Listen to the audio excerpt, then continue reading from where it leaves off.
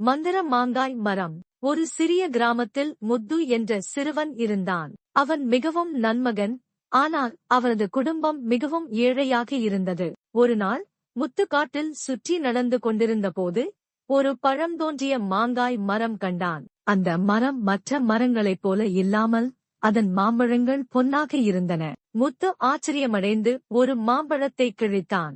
அதற்குள் ஒரு தெய்வீக குரல் கேட்டது. நல்ல மனம் கொண்டவர்களுக்கு மட்டுமே இந்த மரம் மாம்பழங்களை வழங்கும். முத்து மகிழ்ச்சியுடன் பழத்தை வீட்டுக்கு கொண்டு சென்று அதை விற்றான். அதனால் அவனது குடும்பம் உணவிற்கும் வசதிக்குமான சிறிய பணம் சம்பாதித்தது.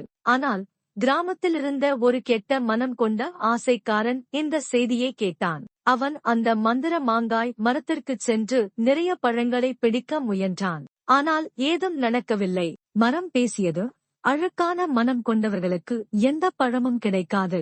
அவன் கோபத்தில் மரத்தை வெட்ட முயன்றான். ஆனால் இடையே அவன் காலில் முட்கள் குத்தின. தவிப்பு கொண்டு வீடு திரும்பிய போது அவனுக்கு உண்மையான பாடம் புரிந்தது. அதன் பிறகு அவன் நல்லவன் ஆனான். முத்துவைப் போல் நல்ல காரியங்கள் செய்ய ஆரம்பித்தான். ஒரு நாள் அவன் மரத்திற்கு போய் மன்னிப்பு கேட்டபோது மரம் அவனுக்கும் ஒரு பொன் மாம்பழம் கொடுத்தது. கதையின் நெறிமுறை: மோரல் ஆஃப் த ஸ்டோரி: சோகஸ்மெலி நல்ல மனம் கொண்டவர்களுக்கு எப்போதும் நன்மை ஏற்படும்.